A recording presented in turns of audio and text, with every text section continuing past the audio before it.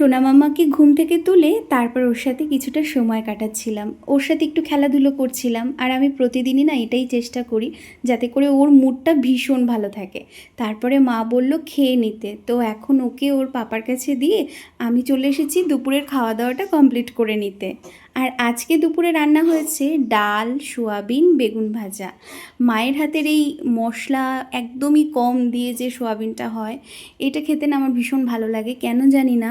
বাঁধাকপির ঘন্ট আর এই সোয়াবিন মা একদমই নামমাত্র একটু মশলা দিয়ে তৈরি করে, কিন্তু এত টেস্টি হয় খেতে।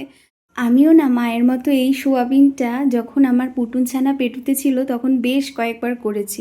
আর সেটা কিন্তু আমার বড়বাবুরও ভীষণ ভালো লেগেছে জানো। যাই হোক, চলো এবার তাহলে আমরা খাওয়া দাওয়া করে নিই।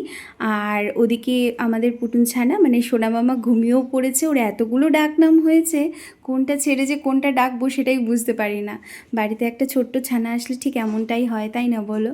আর মায়েদেরকেও বললাম কি, বুনু, আমার শাশুড়ি মা, ভাই আর মা, আমি বললাম তোমরাও আস্তে আস্তে বসে পড়ো। আর ওর পাপা বললো তোমার খাওয়া হলে মানে আমার খাওয়া হলে তারপরে নাকি ও খাবে।